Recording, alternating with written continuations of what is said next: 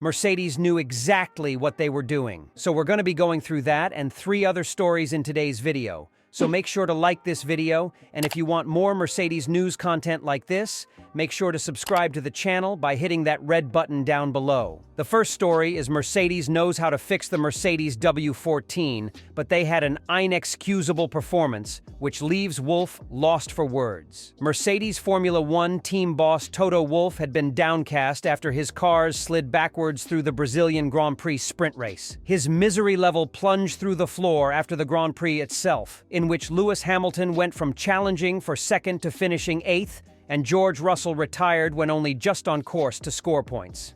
Inexcusable performance, there's even no words for that, a visibly dejected Wolff told Sky Sports F1. Later in front of the written media, he called it, "For me personally, the worst weekend in 13 years.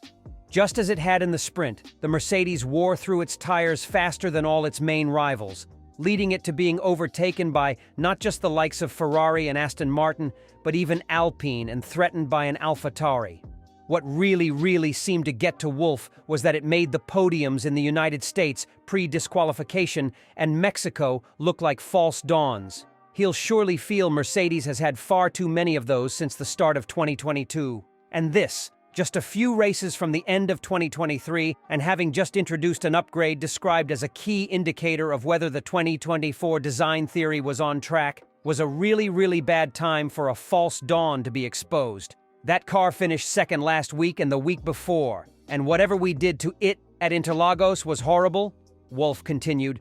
"Lewis survived out there. I can only feel for the two of them driving such a miserable thing. It shows how difficult the car is, on a knife edge. We've got to develop that better for next year because it can't be that in 7 days you go from finishing on the podium, probably one of the 2 quickest cars, and then you're nowhere and you finish 8th.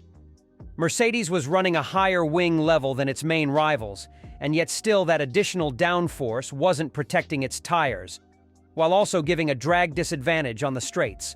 Russell, the Interlagos winner last year, said that made it a mind-boggling weekend to understand. Had relatively high expectations and just absolutely no pace at all, he added. Same car as the last 5 races, so clearly we've got something wrong with the tires, and in a sprint race weekend when you get it wrong, you can't make amends for those issues. When you run more downforce, you're meant to gain the speed through the corners, keep the tires under control, and that wasn't the case. We didn't have the benefit, we only had the negatives." As he had alluded to after the sprint, Hamilton suggested it could reveal a problem with the car's floor performance. "My guess is that the floor's not working," he said. "The floor's not sucking us down, so then we're pushed to go to a higher wing, and then we're just massively dragging on the straights. We're losing so much time on the straights, there's nothing we can do about it, and then we're just sliding through the corners." Asked by the race if he felt that could be down to a setup direction error rather than a fundamental car problem, Hamilton replied, "I don't know. I'm sure there's something within the setup that we might have been able to do a bit better. But whether or not that would have meant we were further up, I can't say." Wolff did admit that we ran the car way too high when asked by the race whether Mercedes might have been too conservative with its ride height in reaction to the Austin disqualification for excess plank wear.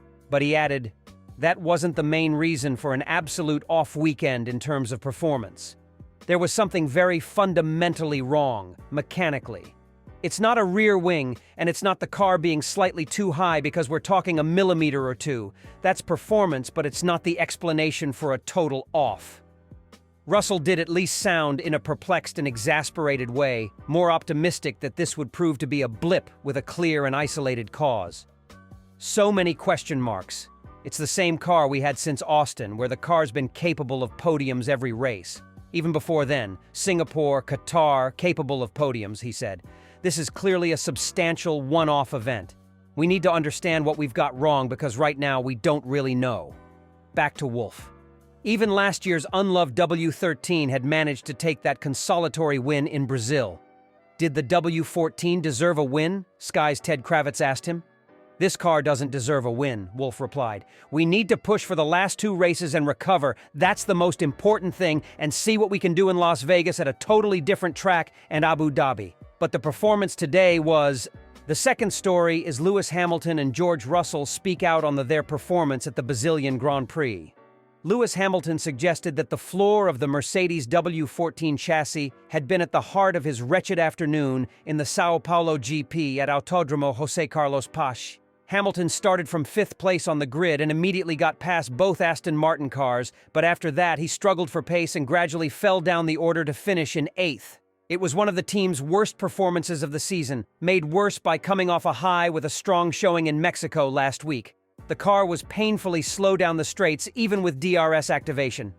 "My guess is that the floor is not working," Hamilton speculated in the paddock after the end of the race. "The floor is not sucking it down, so that pushed us to go to a higher wing, and then we're just massively draggy on the straights. We're losing so much time on the straights, there's nothing I can do about it," he complained. "Then we're just sliding through the corners, so we have to look into why that is the case on this rough circuit."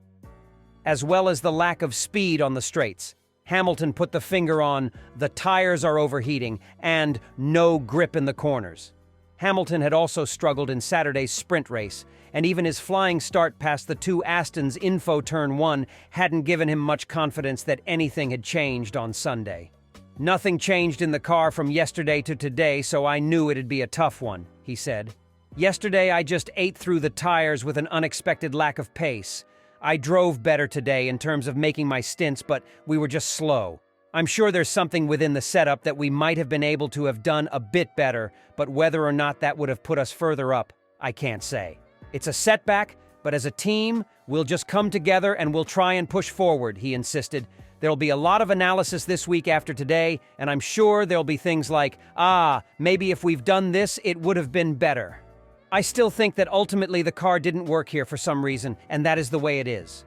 Hamilton had also complained about his left front tire not tracking problems when he started his second stint. "It was super strange," he agreed. "The car started turning right whilst I was going left. I wondered if the tire maybe hadn't been done up or something," he added, "but it was fine in the end. I think it must have been just a gust of wind." Hamilton did at least finish the race and pick up some points, unlike teammate George Russell, who was forced to retire with a critical high oil temperature issue. "We obviously got something very wrong this weekend," he said. "We're not sure what that was yet, but the pace just hasn't been there. You clearly don't go from a podium-worthy car last week to one that is a second off the front. It's been very strange. We thought yesterday may have been a one-off, but it clearly wasn't. We were sliding the tires, and I think the performance we showed was the maximum we had with the car the way it was.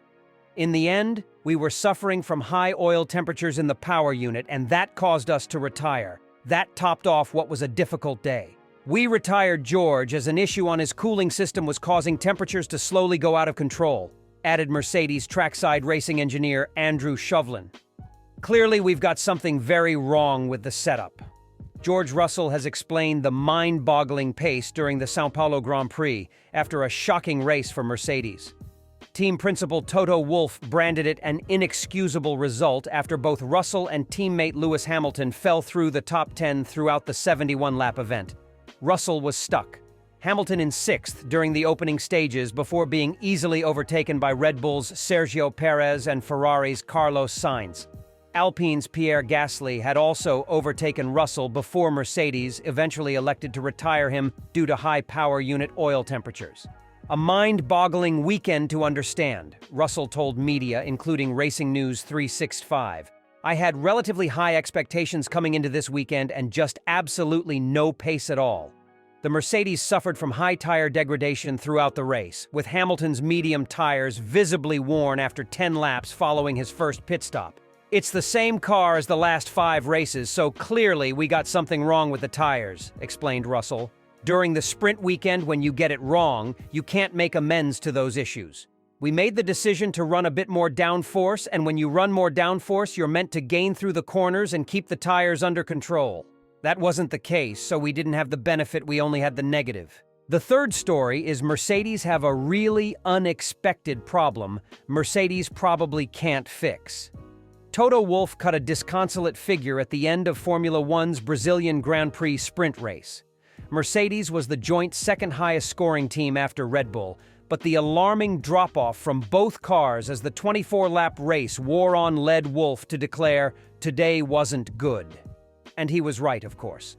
After 2 of the 24 laps, George Russell and Lewis Hamilton were running second and fourth, respectively. Both had fought their way past Sergio Perez's Red Bull. Russell had also overtaken McLaren's Lando Norris, and Russell was running less than 0.7 of a second behind leader Max Verstappen's Red Bull. But by the end of the race, Russell had slipped back to fourth, nearly 26s behind Verstappen, while Hamilton was overtaken easily by Yuki Tsunoda's AlphaTauri and finished 7th, almost 35s off the win. That works out at almost 1.5s per lap off the Red Bull's pace.